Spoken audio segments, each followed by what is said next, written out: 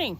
Hey, Guten Morgen. I'm going with that, the Yes, German in me. yeah, I get There's it. no German in me, but okay. Barb, I have a part 2 to the seeds idea. Okay. Because Share the it. next parable was about how the seed of the kingdom is like these things that grow. And the first thing that stuck out to me in that parable was that the seed has its own life in it. Like, I don't have to try to put life in the seeds. God puts life in the seeds. So as I sow seeds, they already hold their own life. So if whatever seeds I'm holding on to, if I sow those things, they have life in them. And of course, we're all responsible for the things that we let grow in our hearts, or the things that we, cultivate the soil for and all of that, or the things that we reject.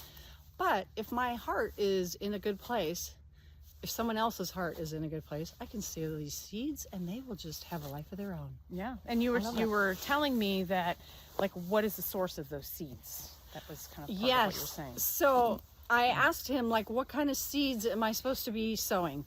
And he was talking about what are the seeds that were planted in my life that have grown in my life, that other people planted in me and now have taken root and are giving life.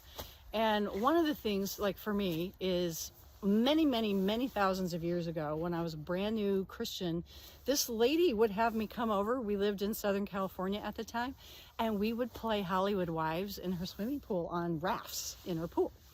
And we would read, I know, it was so ridiculous. I'm like, oh my gosh, this is like Hollywood Wives. I love this. Okay.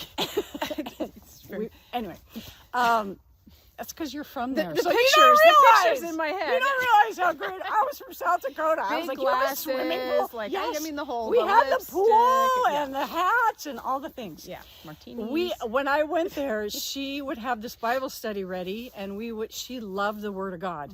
And she would read it, and then we would talk about it and float around in the pool and discuss it like Hollywood Wives do. I love I'm that. sure they're discussing that.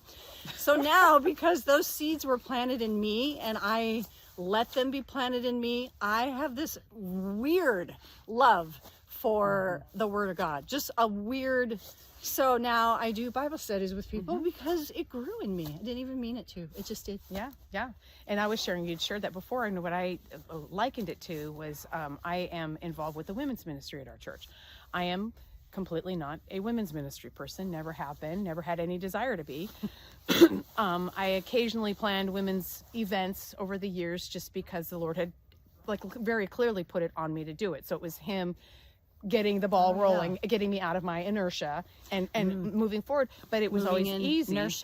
Moving inertia. It was easy for me to do because it was so clear. It was like a download from the Lord, right? Yeah. Well, then a couple of years ago, I could see the need for a women's ministry at our church getting bigger and bigger and bigger. And I kept looking around thinking, who can do this? Who might love this?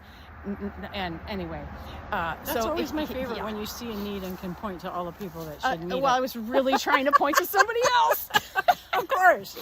But what happened was, in me, it was like I was going to burst because I knew it was needed. I didn't need it for myself because I have really wonderful community, but I was so desperate to see it for the women that I finally went to our pastor and I said, I'll help get it going. I have seeds planted in me.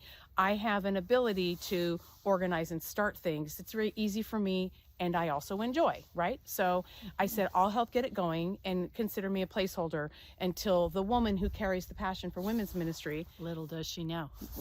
materializes, like a magic show out of the hat. Yeah. Anyway, here I am, 2.5 years later, leading a women's ministry. But what I have seen developing, and this goes to more of the seeds, is I have a really deep passion because my life was so changed by small organic communities. I have a very deep passion to see other people have that blessing. And that has flavored the way we've structured the women's ministry. And now I've seen a lot of that going on, and increasingly so. And boy, does that make my heart sing. So I stepped in.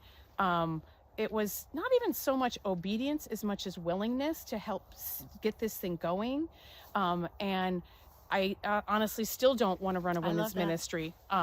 It's still not really my world, but what I'm seeing happen, the fruit of the seeds within me, oh, it just makes me sing on the inside. So the blessing that I met, that I encountered, that I basically ran into in the midst of Yeah. this has just really added some really wonderful things. I love that. And I'm thinking about that verse in 2 Corinthians. It's like in there somewhere, 9, 10, in there somewhere.